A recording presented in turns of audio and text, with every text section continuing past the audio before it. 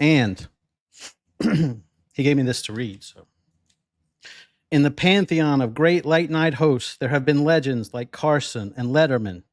Well, today, let me introduce the next big name in comedy, not Cool Josh, my favorite late night comedy host. He didn't write that. I wrote that. Bring him up. There he is. I was gonna say, Aries, you read that word for word. I probably spent a good 6.5 hours on that, and I'm super happy that you were able to. You were very loquacious. It was very eloquent. Dude, I'm just so happy to have you on the show. I'm on the show today, not you. Dad. Yeah. Love you. Okay, but just let's pot ourselves down over here. Aries, how's it going? Is there any relation to Jean God Van Damme? Are you part of the Van Damme troupe? Well, he's my grandpa, and then my dad, he was a wrestler in the 90s. Mickey Rourke. That's right. I remember that. Yeah. You're one of you have those like superstar families. You are definitely you have it in your blood. We have the same face. Like he had plastic surgery, so you can't tell anymore, but this is what it looks like before the surgery. So you can still tell that he's Jewish, though. Yeah, well, I can tell. I can smell it sometimes. You know, it's like it smells like matzo balls. No? Yeah, it smells like matzo balls and Irish Spring for some reason. Yeah. Well, yeah, dude, I wanted to talk to you because I love comedy, right? And that's what brought me to this channel. Like I used to just sink into comedies and watch them nonstop. Comedies and horror movies, right? Same here, man. And whenever the AI takeover happened and all the programming with like woke shit, I got to where nothing's funny. Like you're not offending anybody, right? Yep, because it's tragic, right? Because AI, you can't like I can't make a thumbnail that has the word Israel in it. Like they're too touchy sometimes, and so it's like you can't be funny if you're touchy like that. Name a touchy funny person. Like Pee Wee Herman, like who is there? There's not. Like Harvey Weinstein. He was kind of a touchy, funny guy. He was. I wanted to speak. He was kind of funny. Yeah, he said some funny things, and he also touched a lot of people. He did jerk off in a plant. That's hilarious. Yeah, he did. And you gotta give him props for that. Louis C.K. He was a touchy, funny guy. I was listening to your intro earlier. Oops, and you were talking about like the jab cartoon. You know. Yeah. And I believe that was Family Guy, if I'm not mistaken. And I was a huge Family Guy fan. And then during COVID, they had the whole vaccine special, and it was totally just appealing to lefties, and it was totally just appealing to the vote blue crowd. And what blows my mind, Aries Van Damme, I love saying that name, by the way, Aries Van Damme. There is so much masculinity in that name. Like it is filled with juice, if you know what I'm saying. Thanks. But it was so Family Guy. It lived off of being the free speech bastion of comedy. You know, it was the edgy, crazy show, you know, on Fox. And that's something that conservatives like. You know, we love free speech. We love pushing the limits, so to speak. And then all of a sudden, Family Guy just turns on all of us. And this is what I didn't understand about the whole woke culture is they turned on the very people that propagated and gave them all their monies. You know, I gave them all my dollar signs. I gave them all my dollar poo-poos. And then they just took it around. Yeah, they spit it in my face. And then the blue people that they're appealing to, these lefties, they can't joke, they can't meme, they're not clever. They have like a specific set of rules that they have to live by to speak, you know, or else you're not friends anymore. You get ousted from the tribe. And so it seemed like the whole comedy culture ate itself. And now the only comedies we get nowadays are Marvel movies. If you realize they're not funny at all either. That's all and I agree, but that's all they're pushing. That is the modern day comedy. You know? I was a comic book nerd. I was a huge Marvel fan too. And once you start race swapping characters and then telling me that you can't race swap them back the other way, it's racist to be white. Yeah, it's just you're not going to change this character. Go write a good black character. Go write a good Asian character. But don't just take, oh look, this is Chinese Iceman now. Like it's just. That just makes me not even want to watch the show. Like I can't once you take me out of the show, like it's almost like you're jumping the third. You're breaking the fourth wall. Yeah, you're breaking the fourth wall basically because like I'll give you a perfect example. I was watching a movie called The Sinners on HBO. It was I've heard of it. I haven't seen it. Yeah, it's like a vampire movie and it's kind of weird, but it was a good black movie people vampire up until a point. And then I'm watching it and it's set in like the 1920s, right? And so they're going to turn this bar. They're going to turn a sawmill into a bar, right? Okay. And so that's fine. That's cool. I'm getting this. It's cool. They got the atmosphere is cool. The movie looks beautiful. It's fucking great. And so one of the things is one of the characters when he plays the guitar, you can see dead people. He can see dead people, right? Okay. Dead people. Like you can talk to dead. You can like the Haley Joel Osment disease. Yeah. Right. It's a weird concept, but whatever. I'm going with it. I like it. So he starts playing the guitar in this, and it's just like one of these old, acoustic guitars, and he's playing it in this sawmill. And then all of a sudden, Jimi Hendrix hops out and starts playing electric guitar and walking around and shit in this fucking sawmill in the 1920s. Yep. Cool. And I'm like, okay. Jimi Hendrix just took me exist out. Yet, You just right? jumped the third. You took me. You went to you took me out of it because that's so fucking stupid. Yeah, First that's of how all, to they don't have control dumb. electricity. How are you playing an electric guitar? Second of all, he ain't dead. He ain't even alive yet. Hendrix was like in the 70s, wasn't he? Right. And so from that point forward, the whole thing, all I can think about in this movie is, I bet they fucking think they're so fucking dumb that they're thinking, let's just get some dead black people and put them in there. Yeah. And it's they're like, going, yeah, so let's put a guy who isn't even born yet and say he's dead. You're not dead when you're not born. You're not even like, how did he know he was going to play guitar? Talk to the abortion people. They have these funny rules about when you're alive and when you're dead. So right, and so that's what it feels like with like the woke shit. It's just like it like shook me out of the fucking programming. Oh yeah. Like, well, that's why it's called being woken up. It's why a bunch of us had that great awakening. You know what I mean? Exactly. And I couldn't be more thankful that we had it, but I also miss being naive. Kind of. I miss being naive. Oh, dude, I miss being able to love everything. You know. Now I hate that's how everything. I describe it too. It is miserable being awake because I don't call it woke. I call it awake. Like once you see through the programming, I feel like you're awake. You're not. They can't get you anymore that way, so they have to go different ways. And that's what it doesn't go the other way.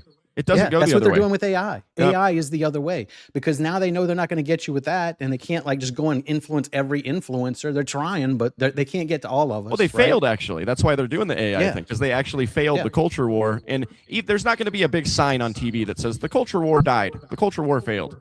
But they're going to keep going because there's so many weak-minded people that sit in the middle of the fence. You know what I mean? Right. They don't care about those that know about it now. All they're trying to do is catch those little fish that don't know. You know what I mean?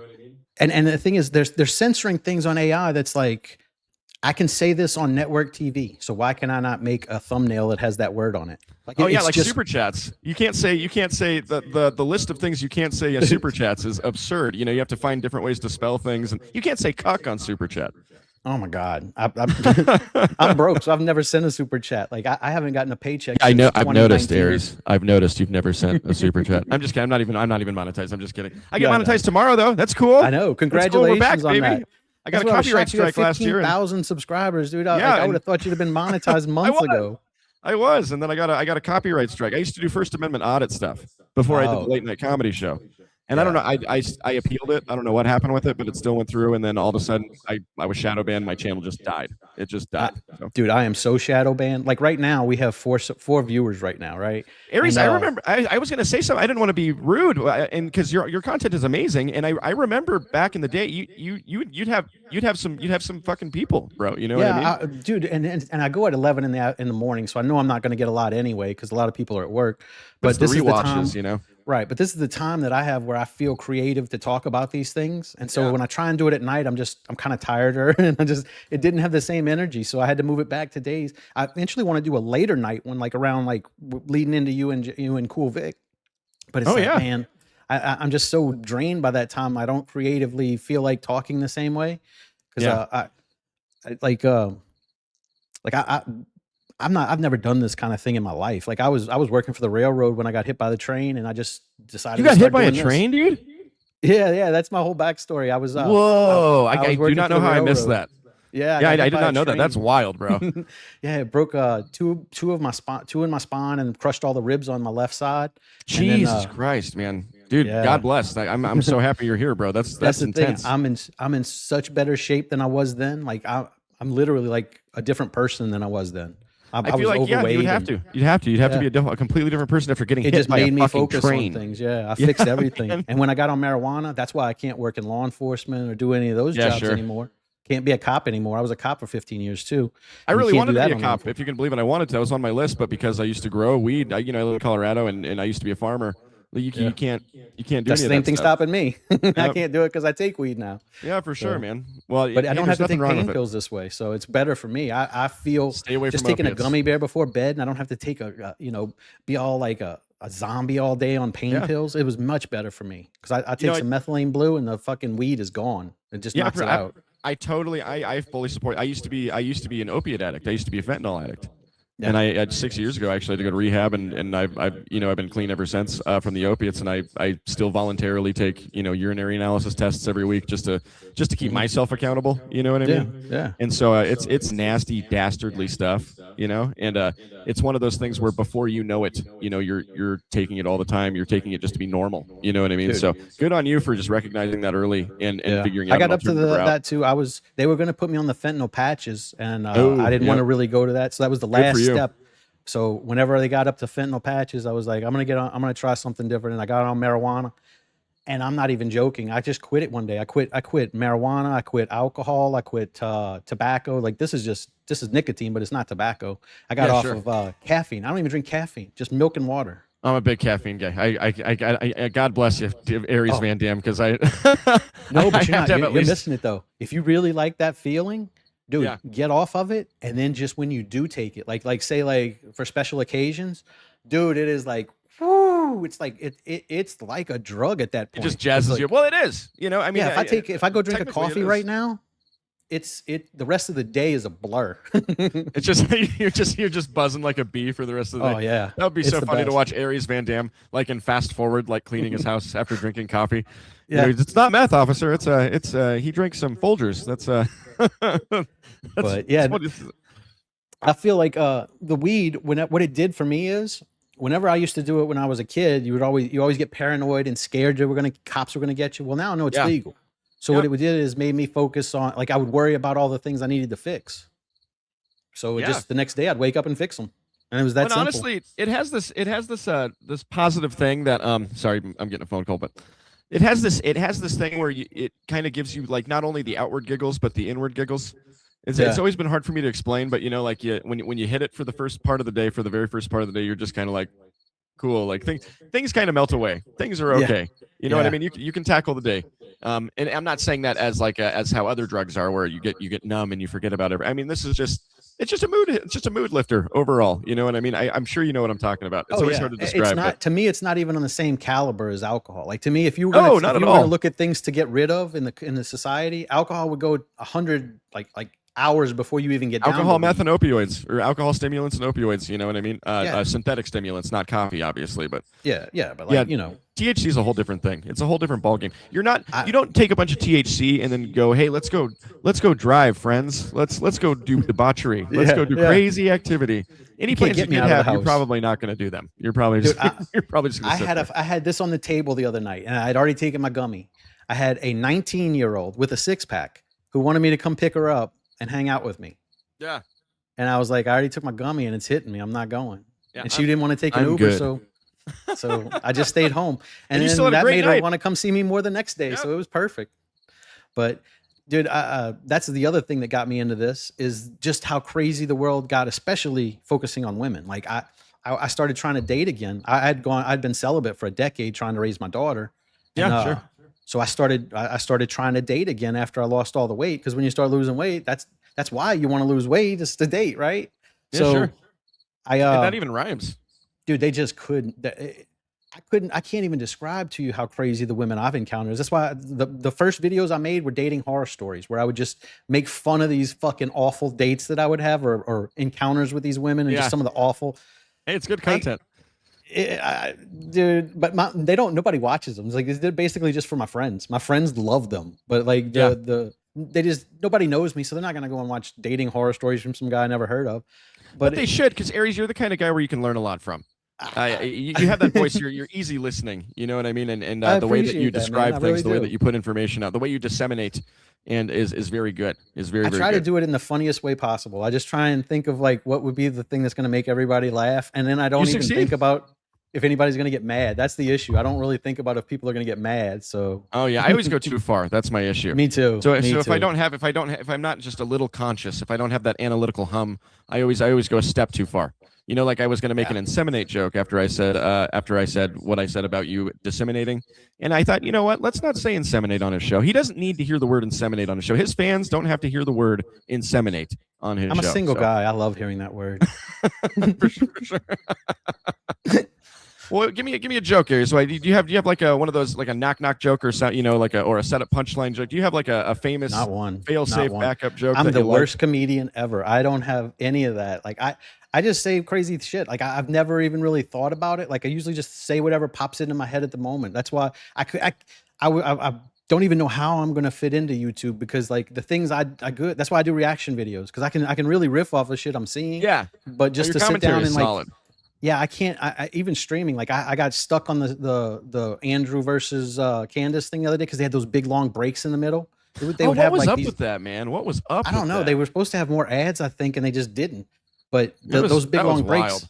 Yeah, I had to riff. The whole like way what they did felt the like Andrew Candace eternity. thing was not good. It was just not good. The whole way it was organized, the whole way. I mean, it was a chore. It shouldn't feel like mowing the lawn to go watch a stream like that. Yeah, it shouldn't feel like chores to go watch a stream like that. Yeah. And see, the problem with my commentary and the way I do things, I don't really fit well into like just these little cliques, like to where, all of us are we love Andrew, so we're gonna just say Andrew won every point. And it's like, to me, I would lose my credibility and I would lose my confidence if I did that. Like if I was just to be like, oh, Andrew won that one just because I love Andrew, then it's gonna the rest of my show, I would just be in my head. I'd be like, it would take me out of the show, and I wouldn't be able to continue with my show because I'd be fucking fixated on saying that thing that I didn't really believe. You know what I'm saying? Were you in my chat last night when I was talking about when I was asking everybody? I was there from the beginning. I was there. You're okay. Good. I have it on I put it on my TV when I'm editing. And then, like, if the comments start picking up, or like last night, you wasn't having a lot of comments. So I was like, let me get on here and give them some boost. So I just get on there just to. Well, it was the Rob Noor. The Rob Noor thing was on yesterday. I didn't know he was doing that. Yeah. That was like 9 hours, bro. Like that guy's a monster. I'll do 4 to 6 hours. You know what I mean? And even that, I never even imagined I was going to do that. But 9 hours, I don't know, man. That sounds crazy to me. And Rob keeps it up every time. He keeps it interesting every single time. Yeah, he did. I did like watching it there, but like your comments were like nothing. So I was like, I'm going to come in and give him some, because at nighttime y'all need the comments, because I understand how hard it is to just sit there and riff. And there's, and then that one's done, and it's like, oh shit! Like I was playing with my fucking knives. I was so bored doing the thing, and I'm like, for sure, man. I'm not verbose like that, like to where I can just talk about something that doesn't make any sense for all that time. I'm really kind of too concise to be a streamer, because I say what I have to say. Yeah, and I don't know if you remember the early episodes. I can prattle for hours and hours, but it's not going to be interesting every time. It's not always going to be captivating. That's what I'm working on, is trying to get more prattle, more to where I can just like. I'm not very verbose. Like I work law enforcement, so you have to be real direct. You say what you need to say, and you get done. Oh yeah, for sure. So I'm trying to get more elaborate in my speech. Well, can I tell you the way I kind of describe it? This might not be advice, but just take this for what it is. I'll take all advice. How I visualize it in my head when I'm prattling, when I'm monologuing, is my thoughts are a dude running, and then my mouth is just trying to catch up with him the whole time. You know what I mean? And so if you can kind of like keep thinking ahead while you're running and trying to catch up with your thoughts, you can kind of keep the word salad, the word poops, coming out of your mouth hole. See, but it's bad for me because I have a dark sense of humor, I guess. Yeah, so hey, that's celebrated. We like that in the Kewl verse. When I start trying to do that, I get into trouble. Like that's why even when I go, people don't know me as being this outspoken guy who talks a lot. They know me as kind of being quiet, because I've learned when I go around people, whenever I say what I think, everybody just starts freaking out and like losing their shit. Yeah, no doubt. They're like, so I've gotten to where I'm just like kind of quiet and just let people say what they got to say. Well, that makes you the silent Bob. You a little bit, yeah. You're quiet, and then when you need to drop a nuke, you do it. Yeah, like in your comments, I kind of stick out because I'm kind of the one that's not really still on board with Trump and some of the Israel stuff.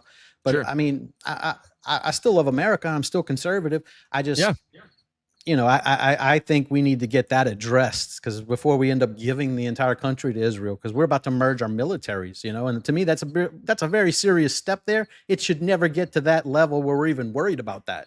Aries, right before midterms, that war is going to settle down. Your gas prices are going to go to $2.99, and then all the SEALs are going to go orp Trump, orp. And it's not that I don't like Trump. I love the man. As a matter of fact, I thought his first term was the most punk rock thing imaginable. This second term, it's now I'm not all the way all the way out of it, but it just everything makes me go, oh, come on. And that's it. You know, that's it. It's every next thing he does. I'm just like, dude.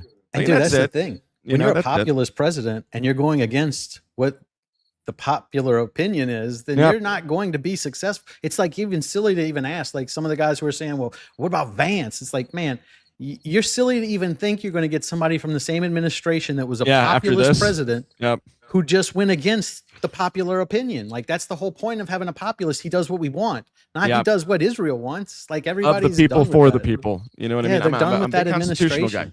I'm a big constitutional guy. Like I said, I used to do First Amendment audits, and I used to study constitutional law. Like it's definitely a big interest of mine. You know, and so the only thing that I would have to say in there's going to be 2 points to this. I apologize for hijacking the No, go for it. But so we have JD Vance. I really like his personality. I like the guy's personality. I just do. I think he can make fun of himself. Stuff. Yeah, the meme stuff's funny. When he's on Joe Rogan, it's funny. You know, you can tell the guy would be a fun dude to hang out with. So, and you just don't know how much control a vice president has. You don't know if him and Trump are yelling at each other in the back room, you know? And then as far as Trump goes, look, I want to believe the Tim Pool theory, where every single thing he's done in the second term is a chess move to move us towards being the global leader in oil, in energy again. Yeah. I'll link you to the Tim Pool video. It's pretty fascinating, and I don't know if that's cope for me because I want to like him so much, and so this theory like stuck with me, and I'm like, yeah, that's the one. Thank you, Daddy Trump. But we also don't know. You know, they give us about 10%. They give us about 10% of the truth. You know, so I just that's the only other caveat I have is we actually truly don't know what's going on behind the scenes, and we probably never will. And so. But it's still, when you have the optics that you're going against the will of the people, when you're a populist president, when you have the reputation that Trump has, and especially during that punk rock first term where he really was for the people. I mean, everything we wanted to do, he was at least trying. That's why he got a second term. We should have had the other one in the middle too. Like that, I understand all that, and that's what it almost seemed like it was a light switch, like somebody whispered the secret word in his ear, and now he's the Manchurian candidate. Like I was all on board. Like I was like, I was about to get a Trump hat. I've never worn a MAGA hat, but I was going to get one just because I was starting to support him that way, you know? And then all of a sudden it's like, now we're going to bomb Iran. It's like, what? And like right at that point, I was just like, something changed because I didn't mind it at first. But then when he got to the Epstein stuff, that's when it was like, I mean, I have a couple different theories on the Epstein. Like I'm a big conspiracy theorist. Are you okay with that on your channel? Dude, I was going to ask you, that's the thing I wanted to talk to you about when I was trying to message you in your chat. I was thinking about doing a Rumble show on like Saturdays. Just like conspiracy theories. Like I watch those at night to go to bed sometimes too. For sure. So you're familiar. I definitely, know that I'm into conspiracies. Yeah. A lot of them are bullshit, but you know, some of them will be like aliens, some of them will be like different things. But I watch those to go to bed every night. I just thought it'd be fun to do that, like on Rumble one weekend or something. Maybe even on YouTube too. It's a fantastic idea because I absolutely love them. YouTube's gotten a lot easier about the conspiracies though.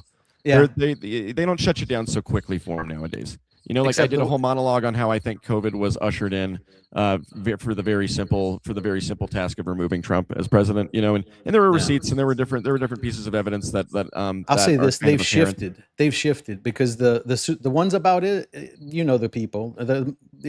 I'll tell you that I'm on a probation right now because I reacted to a Piers Morgan interview of Dan Bilzerian, and in the interview, Dan Bilzerian said that a certain religion, I can't say it, owns the media. And I agree with that. Like orange juice owns the media? Yeah. And I agree. Do you guys get it?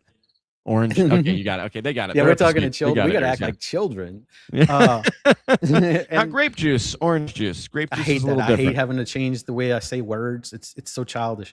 But that's what I lost my train of thought. I'm a son of a bitch like that. I'm sorry. Really, we were talking about conspiracies and how you got the oust for mentioning that orange juice owns the media. Oh yeah, so I'm on pro. They took my video down, gave me a strike warning because it was my first time getting one of that type. I've gotten for other things. Oh, I thought you were playing like softball with them or something. I'm sorry. Go ahead. I'm sorry. But not for that. So if I get another one within a couple of weeks or whatever, that was a community guidelines one because you're not allowed to say that one religion owns the media. So I made a video the next day and I just like named all the people of that religion and I apologized to them each individually. I'm sorry I implied that, 0.02% of the world population, like a 200-hour and video. all of you, this list that was like, it was like a 10-minute video. Yeah, no doubt, man. You're just sitting there naming names. That's super fun. See, Aries, that's hilarious. That is hilarious. Position. And I was like, and I apologize to all of y'all. It's like, what else can you do, man? Like, you just have to ignore reality. Like it. Yes, that's what they want you to do. I mean, literally, that's what they want you to do. They want because the whole point. These people were arguing purple when it's red. Right. My point is not that they own the media, but that 0.02% of a population owns 90% of it. You know what I'm saying? And they're the same people who were shoving diversity, equity, and inclusion down your throat, and every executive was that religion. Well, not only that, but they're all canoodling. They're all related to each other. They're all married to this brother-in-law whose brother is owning this company. You know what I mean? It's all a big net, and then it's generational too. It stays in the family. Yeah, exactly. It's like a nepo baby thing here. Yep. And it's been passed down for generations like that. L'chaim, absolutely, for sure. Yeah, and it's like, man, but that's what got kind of. It's just I feel like we're being censored still. But it's just in a different direction. Like you can say stuff about black people now or gay people a little bit. Yeah, you can say retarded now. I can say Brian Shapiro's gay. I can say Brian Shapiro's gayer than AIDS. Yep. But you can't say that for some reason. You can't say orange juice owns the media. Right. And it's like, well, you're really kind of proving that you do because this is the media, right? And Wojciechowski, well, the person that was in charge, I don't know if she was in charge when that happened. But anyway, she's a Zionist. I can't say she's Jewish because I don't talk about religion until I'm off probation. She's not. She's Jewish. Yeah. Everyone is Jewish, though. That's my point. Everyone is at least half. Like even the one, like that's the whole point. They're 90%, but the ones that aren't, the 10% that isn't is half. So pretty much everyone, because depending on which half, you may be half Jewish and not Jewish because the ones I understand are the half black ones. I don't understand that. I thought that was like battery polarities that it can't exist. You know what I mean? No, you've Sammy Davis Jr. and Rod. Yeah, I know it exists. And it blew my mind. It absolutely. I thought that was like a purple elephant, like you'd never see it. You know what I mean? But I guess it's everywhere. I guess it's always been. I don't know. Apparently, when you walk through New York, they'll tell you that they're Jewish and just like the whole Hebrew Israelite thing. Yep, and they're like, "Here's some cheesecake." Oh, you're really making people not like Jewish people. I want you to meet my daughter. Yeah, that's not going to improve your fucking your favorability quota to include black people with you now. That's not raising it, like with all the fatigue. Remember that in 2018, where if you had one black guy involved with whatever thing, that meant that it was going to be the best thing possible. Yeah, it means it's cool. Yeah, that means it's cool, and it means it's good, and it means you should. Yes. And so Aries, you know what I always hate? I hate calling myself an artist. I think artist is a gross word. Yeah. I think it's like yucky, like ew. It makes me want to like bend over smell when your I own say farts. Yeah, for sure. It's a super gay fart smelling term where it's just like I'm an artist. I'm an artist. Like, yeah, okay, gross, yucky, gross. But that's what we're doing though. We're technically engaging in the art of comedy. And what comedy actually is, and it has been since the dawn of somebody telling a joke in the middle of a town that made people laugh and it pissed other people off. It's activism, and that's the other word I hate saying. Art and activism, I hate those words. But comedy is legitimately activism, and even just like light comedy, it's an act of activism. Go ahead. I'm sorry. I liked it better when it wasn't, though. You know what I'm saying? Yeah, like, sure. Whenever it was just purely, I'm making fun of you because you do have big ears, or I'm making fun of you because you are ugly or whatever. But now you can't because you'll hurt somebody's feelings, and feelings are more important than anything else. And I don't have feelings, so I don't understand it. Well, that's why I was saying it's kind of always has been a form of activism, because we have this privilege in our country called free speech, and it's not available everywhere, right? And so jokes and humor, like you were just saying, like I just want to make fun of you for your ears and for this or that, like even personal to ad hominem kind of stuff. It pushes the limits of speech, and because we have free speech here, comedy kind of keeps free speech in check. You know, if the government was able to whittle down our words and everything, we wouldn't have comedy. Comedy existing in every single medium means that it's kind of pushing against the walls of the people that want to control speech, and it's always kind of been that way. And so you have light comedy, and then you have dark comedy, and then you have the actual activist comedy. And that's why comedy clubs, I always say this on my show, it's like the last bastion where you can have, it's like speakeasies, honestly. Like you have people come in And you all get to say whatever you want and giggle and be like, oh, I can't believe you just said that, because comedy, it's all about the insensitivity that's funny. Yeah. It's not about the content. That's why I love roasts. Yeah, for sure. The roasts are great, but it's not like you can just go melanin and then people laugh. That's not funny. You got to. I mean, if you say it the right way. Sure. If you have a setup, yes, I understand. But I'm just saying it's never the subject matter that's funny. It's always the insensitivity, and that's why when the liberals get more and more sensitive, it gets more and more funny. It just juices. It just gives the batteries more juice for the humor. Yeah, we just need to keep that out of the politics to where you're still allowed to do that. That's the whole thing.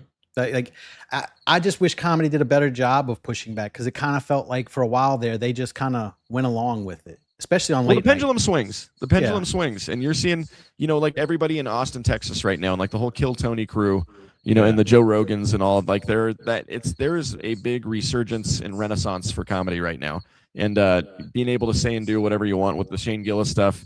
With the Ari Aster stuff, it's all or Ari Aster, that's a film director. I'm so sorry, Ari Shaffir. That's all. It's all coming back in a big way, and that's why we're able to say retard on stream again. You know what I mean? That's you can thank comedy for that. Comedy is directly responsible for taking retard back. So yay, and comedy, fucking retard. And here's the thing that I love about comedy too: it can make you overlook somebody's the political leanings. You know what I'm saying? If they can find a way to say it in a funny way, you can get past the fact that you disagree with it, right? Yeah, sure. Like I'll give you an example. What's the guy's name? Jesselneck.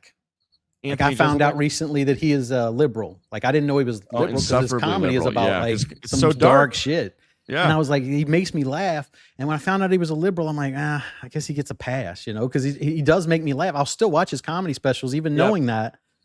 And it's just weird, like how it can do that, but I can't do that with other things, right? Well, don't go too far down the Anthony Jeselnik rabbit hole right now. Yeah, he is starting to bring in politics. He is starting to avoid it. I don't even look into anything he says. That's the only way you can do it. Like I can't watch a De Niro movie. Can you watch a De Niro movie still? No. Dude, Goodfellas ruined. Casino ruined. Raging Bull ruined. Taxi ruined. Or Taxi Driver ruined. It's all ruined. And I even like that most recent one he did on Netflix. With all the mob guys again. What was that called? The Irishman or something. Yeah, like the that. Irishman. Yeah. I loved that. And then it was like immediately after that dropped, I had to hate it. I can't even look at it anymore. Then you go back and you see him doing the old man kicks, and it's like, for sure. That's so funny. Yeah, I mean, we could do a whole separate podcast on the de-aging and how horrible that was. But the movie itself was very good. It definitely fit in that whole casino. It just didn't look like Raging Bull beating the shit out of somebody. No, it looked like Grandpa. It looked like Bad Grandpa. Like Johnny Knoxville was in the Irving Zisman costume. Dirty Grandpa. That's what it looked like. Yeah, for sure. But I thought about this the other day. The last funny movie, the new funny movie where I was excited to see it, and I don't know which one came out first, but it was either This Is the End, where the pretty good. rapture happens, or Tropic Thunder. It's out of those two. Whichever one of those was first was last. So This Is the End was the most recent. Huh? And that was right before all those. This Is the End was most recent, and that was like the last movie before all of those people became insufferable vocal leftists. I mean, and the Seth thing Rogen, is, they were then too. I hate him. But they were that way then too. That's the thing. That's part of what the movie was about, showing how awful they were then. Yeah, for sure. But that's what was funny about it, I think. I just remember Seth Rogen being my hero for a while. You know what I mean? Like when Pineapple Express, when that whole era, 2006 to 2009. I remember wanting to like him. I remember wanting to like him a lot. Yeah. Yep. And then that guy, like, he can't even show his face in public because he just went so far left. He doesn't like do a lot online. He doesn't do a lot like in public because he just gets blasted everywhere he goes. I'm serious. Like, people don't leave him alone when they see him. He just gets blasted like every single where he goes. Yeah. Absolutely. Will Ferrell, man, that just felt like a straight up betrayal. That really felt like a straight up betrayal. Will Ferrell, he really was like a lightning rod of comedy for, I would assume, our generation specifically. Yes. And, like the late 90s Saturday Night Live, the early 2000s Will Ferrell movies, the old school, where every single movie was a hit, and his brand of humor, it really was visceral. It pulled at your gut. It like forced laughs out of you. I mean, this guy knew timing. His timing was perfect. Yeah. He had the kind of cachet that, like, you could look at a preview of a movie and it looked like shit, but you see Will Ferrell's in it, you're like, I'm gonna go see that. Oh yeah, I'm gonna go see that now. And usually it'd be great, even if the preview still sucked, it'd be great. And now that's gone. The most recent Will Ferrell movie I saw that was kind of funny, but in an anti-comedy kind of way, is he was doing like Lifetime movies for a little bit just as a joke. Like, and he'd play him straight and everything. You know what I mean? Like, it wasn't like tongue in cheek and sarcasm. It was Will Ferrell doing Lifetime movies, but it was that kind of anti-humor, where you're just like, what are you doing? Like, I would watch that just to see him show up and see, and it would be funny to me that he's just trying to pretend like Leslie Nielsen type shit where he's just playing it straight. Absolutely. I would watch that. I miss that kind of humor. Did you see the new Naked Gun movie? Yes, I watched with Liam Neeson. I turned it off though. It was not. I heard it was very good. This is the first time I'm hearing it's not very good. So tell me your take. It was okay. It was okay. I'm looking at it from like the lens of like, if they tried to make Blazing Saddles now, it would look about like that. You know what I'm saying? Oh, really? It would just be sanitized. How they still weeded some of the stuff out. Like it just wasn't full on, kick you right in the nuts. It was more. It wasn't full on Airplane.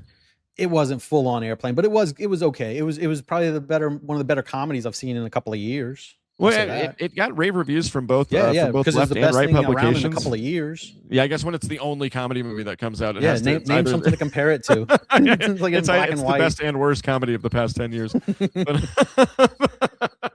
But I love that brand. It's my favorite brand of humor. Is that slapstick, that really dumb kind of slapstick, because it's not really dumb. It's not really. It's actually kind of an elevated comedy. It's like Family Guy. It's like you have to think a little bit further into some of them, and that's what I like about. Yep. That's what I wanted to talk to you about, because a big influence on me comedically was Opie and Anthony. I used to call into that show as Dirty Sanchez. Oh, cool! Wow, man! So wow, you just unlocked a core memory. Wow. I never would have thought about that again if you didn't say that just now. That is amazing. Oh, dude, that was my favorite radio show. Like just the that shit is amazing. They would do. Good job, man. Wow. Well, I'm sorry. Go on, Ken. I just blew my mind just now. Your clip you showed last night of you going to Dusty's call-in show. I guess, is it a call-in show, or he lets you? It's like he does debate panels. It was like a debate panel, and I needed to, Adam from the Kewl-verse, how the guy who calls Shapiro all the time. Yeah, I think I know. We watch him on Kewl. I don't know, Adam Ector or something like that. It's Adam Ska Lib Destroyer is his screen name. Yeah, and the dude just wrecks Shapiro and just frustrates him, and then sometimes they actually have really good substantive calls, which blows my mind. Because I can't do that. I can't. I am such a troll. I wouldn't be able to call Shapiro in any good faith ever. I'm supposed to call him today because of somebody paying me $10 on my Cash Apps last night. It was I'll be watching. I'll be watching. Do the grift, but you have to call Shapiro. So I have to call Shapiro after this. Maybe we'll check it out on Wednesday's show. No doubt. I have to get a clip of that because I want to do that. But that's what I was going to say. Your call in reminded me of Opie and Anthony. Whenever Anthony would be the good guy sometimes, and Opie would just be like evil Opie. And so he would do things like he stomped on a homeless guy's birthday cake one time, or somebody gave him gift poker chips and he threw them all over the room. He would do mean things like that. And it was so hilarious because then they would just sit in the like uncomfortableness of it. You know what I'm saying? Yeah, they would just for sure. sit there in the awkward and just like, it was like you could feel the uncomfortableness in the room. Well, and you know something, Aries? A lot of comedy is what you don't say. A lot of comedy is that dead air in the room, letting something breathe, not just prattling on like I do. You have to have that timing, and you have to have the self-control to stop and just like let it ruminate. You know what I mean? So those guys were perfect at that. That's what your clip was like that I was talking about, because it's just like you're saying these mean things to him, and he's just like, yeah, all right. He's just getting slowly getting depressed as you're talking. He got sad. It's on live. I threw it up this morning on my channel if you want to play it. But I have to find it. I want to put it up. It was unbelievable. If you could just watch his eyes just like slowly just. It's like what's his name, Droopy, like they're from the cartoon. Yeah. Oh bother. Oh bother. Yeah. The cadence of his voice was definitely dropping. Like I said like 2 sentences too. I said 2 sentences. I riffed on something some dude said, and then I just left. And they were like sad that I left. I don't know if you heard the end of that, but they were like, I didn't even kick him out. He just left on his own. Oh, blah blah blah. I was like, just relax. Your show sucks. Yeah. Somebody I love that. It is what it is. I love that part of debate where you can just like break somebody down and within a troll, where you're actually like just kind of trolling them. Like Rattlesnake Jake did one that I was laughing at the other night. Where, are you talking about Undercover when he went on disguise? He went undercover and he had like a t-shirt on his head. Bro, that was actually the first thing we watched yesterday on Not Cool show. And that Oh, was, or no, that was 2 nights ago, I think. But I just okay. had the best time. I was partying in the chat, dude. I couldn't believe he was doing that sky rockets in flight, afternoon delight, and Jake's Australian accent, how it just gets in the way of everything. I love that so much. I just love I it. know. He tries to do these American, he you can tell he really enjoys American pop culture, and so it's just funny to hear him do all that stuff, but with that super thick Australian accent. Oh yeah, You know what I yeah. mean? Yeah, I'm supposed to Singing. be doing an interview with him eventually. He's kind of busy right now, but eventually we're supposed to be getting to an interview. I'm just Oh, fascinated really? about Good for you, man. yeah, he's a good guy. I like Jake a lot. I've never talked to him. I've never. I'm starting to get names, and I'm starting to talk to more and more people in this space. Oh But yeah, Jake he's awesome. Rattlesnake, it's like the people I'm a big fan of. Rachel Wilson, I'm a big fan of. She's really the only one Yeah, I she's have like a, awesome. a pretty good rapport with. And we can joke and jab sometimes. But Andrew Wilson, I feel like I would fanboy and cry if I ever met him. Rob Noor, I'm a huge Rob Noor fan. I feel like that dude and I would just bro out super hard. And then Jake Rattlesnake, I absolutely love that dude. And what's cool is my boss, because I'm the only employee of the Coolverse over on the Cool Vic when he does the Cool Stream Live. I do Yeah. I edit his short videos. So whenever you're Okay. watching Cool Vic short videos, that's those are all my jokes and little inserts, and those all come from my mind. And he's the one who actually, I just got to shout him out. He's the one who kind of got me started on even my stream and my late night show. I've always wanted a late night talk show. I've always wanted one. That's always, ever since I was a kid. I loved late night comedy. I loved talking. I loved watching Letterman and Leno and Conan, you know what I mean, before they all became horrible and insufferable. And so, and now I'm doing it. I have a late night show, and it's the quality is getting better. I'm going to get a desk soon. It's the whole shebang is going to happen, and I have to thank Cool Vic for that. So, Cool Vic, you're my dad. I love you, bud. Dude, that is awesome. And what I like about the Cool Verse, this is what I call it. I don't know if y'all are adopting That's what we that call it. name Yeah, that's our little officially, universe. Yep. but I watch another similar universe, I guess you call it. It was called the Dabbleverse. I'm not familiar with it. Okay. It is also very adjacent to Opie and Anthony. It has more to do with Howard Stern, because some of the writers from Howard Stern are on it. Oh, Shuli Egar was one of them. Okay. Bob Levy. Early Stern was great. Yeah, yeah. But they started doing that, and then Anthony and Opie sometimes even gets involved in it too. And it's like they would just do these live streams, and I would spend hours just watching them and chatting in the chats and stuff. So they're called dabblers because they just make fun of Stuttering John. That's what it grew up from. And Stuttering John is the lull count that holds this whole universe. There's like 10 shows. The Shuli Network, they started a whole network where like they'll have shows, they'll have a morning show, they'll have an afternoon show, a night show, and they'll just lead into and direct and like carry the viewers on to the next show. And they do that all day long, 5 days a week. Wow. So check that out, because that's what I was trying to talk to Cool Vic into doing, something like that. That's what I'm saying. I'll do the day shift if you want. Nobody wants 11 o'clock in the morning. When you were talking about doing the 11 o'clock show, or like how you like doing the day show, even in my head I was like, well, what would stop you from doing like an hour show, but that led into Cool Vic, and then then there's the after party late night show. You know what I mean? Because we do call it the Cool Verse. Yeah, you need a lot more people, because there's a lot of shifts. Like some people only live stream for like 2 hours, some people live stream for 5 hours. But yeah, dude, that would be really cool just to have like something like a program that an actual network. Yeah, it's an actual network. It's an actual channel. Like that's a good idea, Aries. Yeah, you already talked to him about that, man. That'd be something cool to do.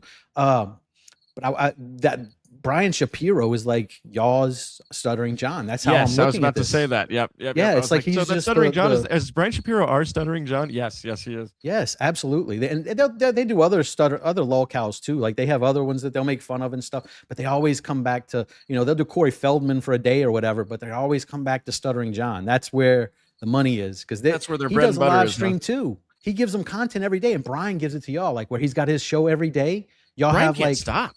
Yeah, y'all have like unlimited content because he's doing stupid shit every day. Just like Stuttering John will come on. Sometimes he'll come on and he'll have his shirt on backwards, or he'll have like, just the craziest shit. Like sometimes he'll have like this shit all over his. He's the dirtiest person in the world now. It's disgusting. Gross, he's an alcoholic. Man, gross. So they just make fun of that him anymore. But it's unlimited. Like you can just make fun of him every day. As long as he's there, you got a cash cow.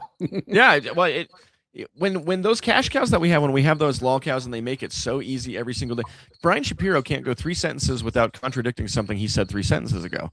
Yeah. It is the wildest thing. I've never seen anybody who thinks they're so legitimate and their ego is so inflated I've never been able to see somebody not get their own joke yet, unless this guy is a master class in like acting.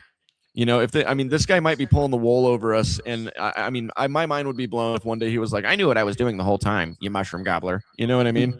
I don't think he is, though. I don't think he is, because Rachel Wilson can attest that is who he is. I think that lolcows, there's a certain element of narcissism that goes into a lolcow. Yes. And because if you watch, like, I invite you to go watch the Dabbleverse. The things that Stuttering John does, I see so much Stuttering John in Brian Shapiro, just like how they have no shame. They'll just say things that they know everybody in the room knows they're lying, and they'll just keep saying it anyway. And it's like, it's a certain level of narcissism where you just think your voice should be heard even when you're saying bullshit. Did you hear what my Bryce Shap files from last night? I was there the whole night. Yeah. Do you specifically remember when? Which one did he do? I take my gummy around 7 p.m. So yeah, no, for sure. That's why I'm asking to make sure. I'm foggy. So it was the file about how he was on a radio show before Pushing the Limits and before the one right before that. Where he fucked over his host. Yeah. Where he had that conservative host, and then Brian Shapiro like couldn't handle it because the conservative host just kept dunking on him every single episode. And then when COVID came around, Brian Shapiro was actually able to manipulate, the cut him out the show and do his own thing. And then the owner of the whole radio station was putting up Brian Shapiro. Was the one who found a way to make profit specifically so Brian could live, like, have a lifestyle, like he bought his car, and he was putting him up, had a place to stay. And Brian Shapiro, because he was getting dunked on every day, those narcissists, they use that as fuel to justify screwing people over. And I kind of forgot where I was headed. There was a reason I was bringing that up just now, because we were just talking about something like that. But you were just totally right about how these lolcows, every lolcow that we have, there is an element of narcissism. Sarah Tomato, there's an element of narcissism. Yeah, they just, you can smell the narcissism. You can almost like taste it. It's just like, it's just the similar feeling that you get from these people. And it's like, man, I could laugh at you every day. Yep, it's gross. But it's so gross, it's funny, though. So Brian Shapiro's starting to not be that funny to me anymore, bro. Let me explain this, series. So we had Brian Shapiro, and he was, when he first popped onto the scene, which he didn't first pop onto the scene. He's always been this way, for the past 5-6 years. People, I was doing that whole series last week on Revenge of the Cis, and their 4 or 5 year old podcast episodes making fun of Brian Shapiro. He's never stopped this behavior, but now that he's kind of potted himself up and he's getting a lot more popular. He was funny at first. It was funny because I was like, this guy's dumb, and look at all these contradictions, and it's going to be easy for everybody to see the hypocrisy. This guy's going to be yesterday's news in 15 minutes, but it won't happen. It's not happening. He's getting bigger and bigger and bigger and bigger, and part of that is us, because we just don't stop talking about him. Right. But he's gaining this certain air of legitimacy now that I just don't understand. Like he's getting more interviews. The fans that are like in his chats and stuff, the audience is growing, and the support for him is growing. It is blowing. I thought this was going to be a 15 minutes of fame kind of thing, and it's absolutely not happening.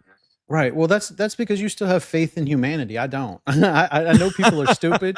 I think the average person is probably a lot dumber than we give them credit for. Like, I just feel like since all this brainwashing has started seeping into our schools, we just have stopped even worrying about it. I watch, if you see whatever, I know you see this where they'll ask the girls and they can't name 3 states, or they can't name 2 countries and shit. I absolutely love that on whatever. How do you get out of high school and you can't do that? I know. Like the world is just get out of high school and you can't do that. He says, Aries, you're funny, dude. You're funny. You say funny things. I don't find it funny. I find it sad, deeply depressing. my humor is deeply depressing. Yeah. But like you said, I would assume you're used to it by now, because you just said that you have no faith in humanity. My issue is that I always think there's a silver lining to every single thing. And that's what I love about a fault. Yeah, to a fault. I can tell. You can tell. And here's what showed me. Whenever you broke character, 2 weeks ago, you broke character because you were concerned that somebody was upset in the comments. Oh yeah. And I was like, comedically, I'm mad at you, but you're such a nice guy. It's like you can't get mad at somebody for breaking character when you're concerned like that, But it's like I really wanted you to just stay in character. Yeah, for sure. It's never that's so funny that you say. I'm getting red faced right now because I know that I do that, and it's not something I think about. You know what I mean? But if I'm dogging on somebody in the chat, or if I'm roasting somebody, I like you guys. Like, you guys are my, like, Aries, you're my friend. Like, these people are my friends. You know what I mean? They're not like, there's not this wall of separation where it's like fans versus content creator. We're all doing this together. We're all fans of Cool Vic. That's where we all met. You know what I mean? We're all fans of debate. We're all doing this because we believe in something. We're all working towards the same goal. It's like what my good buddy Andrew at Dragon Fist TV says. Like, we have to fight the left, and we have to do it unified. We have to do it in a unified way.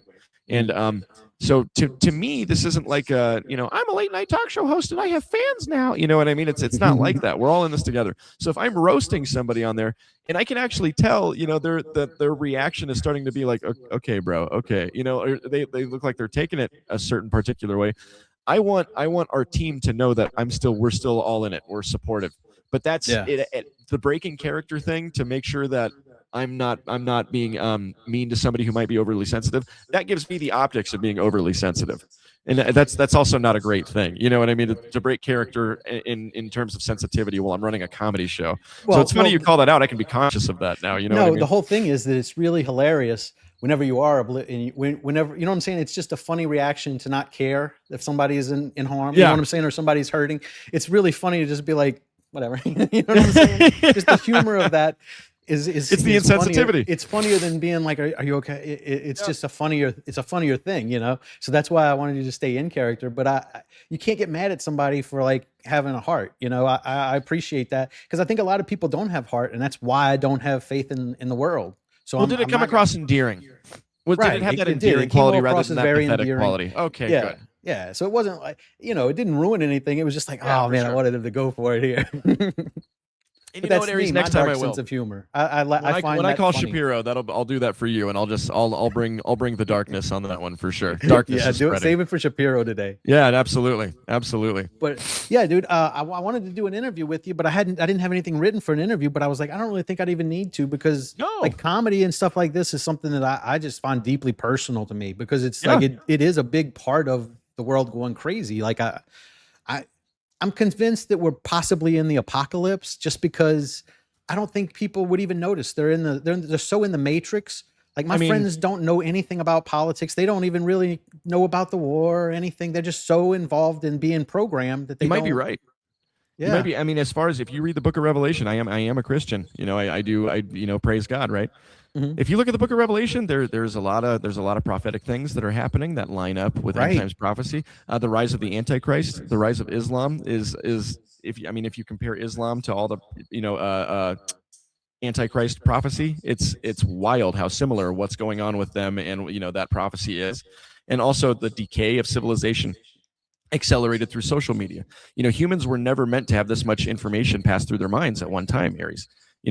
When our parents were kids, you didn't know anybody past 3 miles, a 3 mile radius. You changed friends about every 7 years.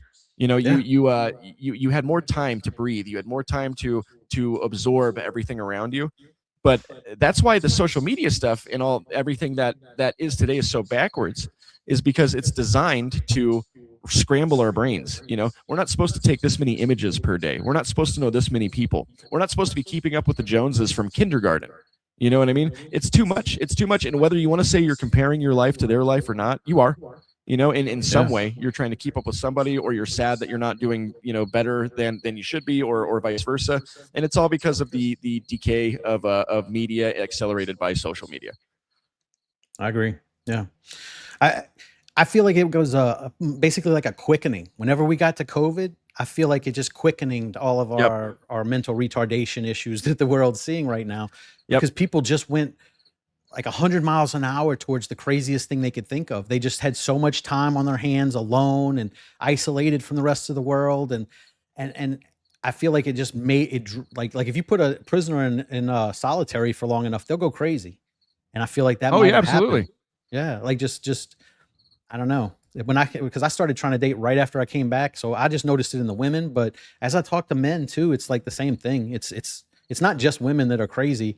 It's just, you get to see it. No, that's the ones you're trying, I'm trying to sleep with them. So that's the ones then I you have see. those womanly men that are equally as crazy. I don't know. But there is a I common try to avoid denominator. the womanly men or the manly women. I'm looking at you, Brian Shapiro. You act like a woman, bro. The way that you manipulate, the way that you get under people's skin, the way that you are catty with your behaviors, you are a woman, Brian Shapiro. I'm sorry, Aries. That was a PSA.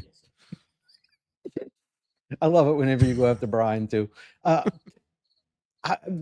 one thing I think that we need for y'all's little universe though is like a couple of extra lolcows, like because they can't just have just him. Like y'all need like a Batman which has his Robin, right? You got to have somebody on the days whenever maybe Batman. Vic and I talk about often. Kind of shit in the bed on his content. You can go to what do we something do? else. What do we do when Shapiro's gone? You know what I mean? So we do have a lot of backup. We have a lot of backup funny stuff. debaters. It's just like funny for shit in the bed. Jesse Lee Peterson does some weird stuff. Y'all can do some stuff with him too. I love me some amazing. Yeah, he's not the same kind of lolcow though. He's not the kind. He's just the kind that's like says crazy funny stuff. And for sure. Yeah, he's a troll. He's a troll, and you wouldn't know. I remember thinking that he was retarded for the longest time. And he's not. He's just a troll. He just knows how to do it. Matan Evans. He's starting to do a couple of little debate things. He does like a comedy show. Have you ever seen him? No, I've never even heard of him. He's the little guy that's got the hair that stands up. He talks with an accent, and he's like 19. Oh, maybe I do. Is he super short? Yeah, and he does not super short, but think. He's the teenager, and he does like interviews with people, and he does a character. You would like him. Check out Matan Evans. I think I'm familiar with that. I'll check that out. He's very funny too. And Alex Stein, he's kind of funny for debates. Oh, I love too. Alex Stein, 99 Pimp on a terrible debater, but he is good. He's awful. He is funny. And he likes Brian Shapiro. They're friends. Yeah, they're buddies. They're actual friends. Not like how Shapiro says, I'm friends with Michael Knowles and Tim Pool. Like him and Stein are actually friends. You know what? He came into the Dabbleverse and did that same bullshit. He became friends with Stuttering John and sent him microphones and shit. He sent him equipment. I don't understand. Becomes friends with the worst people you can find there. I know, man. And Alex Stein is funny. I remember his whole Ocasio-Cortez, saga. Big booty following her on the steps. And he took over Elijah Schaffer's show, if I remember correctly. I saw him the other day. He was on Piers Morgan, dude. He looks different. He's like did a makeover or something. He looked like Elijah Schaffer, the slightly offensive guy. Yeah, he looked way different. He looked good though. He looked like he's shaping up. I know he's like bodybuilding. He went through a divorce. Like that? He went through a divorce. He went through it. I remember that whole saga and kind of the mystery surrounding it. So has he kind of revealed what happened? I don't remember when it was happening. It was. I just noticed that he was on Piers Morgan, and I looked at it to see if I could do anything, and it didn't look like much. So I don't know. I'm gonna have to look a little closer to see. I didn't see any I just look for some confrontation that I can make fun of. Yeah. I mean, and a name or two that I can get. That's the bread and butter of our shows, right? Confrontation. Yeah. Confrontation is that people watch because we have confrontation on our shows. What's cool is we don't have to do the confrontation, but also I'm gonna start doing debates here pretty soon. And we've been talking about it a little bit. And I used to do it in high school. I used to be like captain of the debate team and kind of do the I like arguing. I'll just put it that way. Arguing is the best. Sign me up. It's not like my high school had much of a debate team, but we had this section where one of my favorite teachers, he did it for like 3 months, and I kind of ruled at it, bro. I kind of ruled at it. I love it. And online debating I have done before, but I guess to be on camera and do more of like an official medium. And so, me and Vic have been talking, and it looks like I'm going to start doing a little bit of that too. So dude, I'm looking forward to it. I want to be the first guest because I love debates. I've been doing an open challenge where I'll challenge people. Anything you hear in the video, I'll debate you, and I'll do some of them on the spot. I'll do feminism, Zionism, fat acceptance, and weed legalization on the spot. But anything else, I might need fat acceptance. I could fuck that up. Yeah. The whole fat acceptance movement died with the birth of Ozempic. Yeah, I did notice that a lot of Hollywood is now not okay to be fat anymore. Hollywood doesn't even talk about fat acceptance anymore. They don't even talk about how big is brave and fat is beautiful because Ozempic exists, and that shut them right up. I'm here for it. Do whatever you got to do, bitches. I'm not fucking fat girls. Sure. I'm done with that. I'm done looking at you fatties. So good. Yes. Thank God, Ozempic. Ozempic is nectar from God that came down to make every woman just a little bit more attractive. That's what you're going to have to look out for me. Like, you don't have to worry about me roofing a girl, but you may catch me Ozempic. You got to worry about Aries Ozempic just girls, dude. Some fucking syringe into her drink. Instead of doing like had the myth about the AIDS needle like in the theater seat, you know what I mean? Yeah. Aries is just putting Ozempic needles everywhere just to make this world a little less fat. You're kind of doing God's work, bro. That's kind of a public service. I definitely think I'm on a mission from God to make women less fat. To just make chicks less fat. That's amazing. Yeah, amazing. But here's what I was wanting to see. I've got 2 more videos. I was wanting to see if you wanted to stick around for either of those. The third one is well, I already did the first one. That was the Deaf Noodles one. I've got Rabbi Shmuley, and this is going to be more of a comedy one, I guess, because Rabbi Shmuley is hilarious, of course. But well, here's what I'll say to that. I have to. I'm just going to be honest. I have to go take. You got an UA. out. I got to take a UA, but it's not going to take a long time. So if you watch the not funny one, chances are I'll be back in time, and maybe I can call back in if that's cool with you. Let's see what the Brian Shapiro one is and see if that's a funny one. Sure. Oh, that's Alex Stein and Brian Shapiro. Whichever one. I'm just saying I'm happy to come back. I just have to go pee in a cup. I'll do the Brian Shapiro one with you. I'll go ahead and do the he got accosted in Iceland, and some guy just said Israel sucks or some shit, and so he's debating his accoster. So sure. That's why I thought it'd be funny. But Brian Shapiro's our bread and butter, so I'll do the Brian Shapiro one with you at the end. That'll be a while. This one I think is like 35 minutes or so. So yeah, so start that one up, and if it's going to be the same link from the email and stuff, then I'll just click back right when I get back. Right. Good deal. If you need another link, I'll send it to you. If not, and if you don't get back in time or whatever, it's no hard feelings, nothing like that. No doubt. We'll do this again, and I want to talk to you about that other show, and I'll talk to you about the debates, because like I said, I'm trying to find debates. If you can find somebody that'll debate me, I'm in for it. I can find people that'll debate. No, this is great. Aries, I feel like we have a good little rapport. I feel like our chemistry is pretty awesome. So I'm happy to talk to you whenever you want, bud. Good deal, man. I appreciate it. And like I said, as soon as you get back, if you want to jump in for that one, come back. And if I've already finished, I'll talk to you tonight. I'll be I'll keep you on my live. I'll keep you on my phone all the way to the PP place and back. So I'll definitely know where you're at. All right, buddy. All right, Aries. Hey, I love you, bud. God bless. I always do a little prayer before I leave something. Dear God, thanks for this day. Thanks for this dude, Aries. And just let us show kick as much butt as it always does. In your heavenly name, amen. Amen. All right, my dude. I will see you in just a few, okay? It was great talking to you, Josh. You too, my man. All right, bye.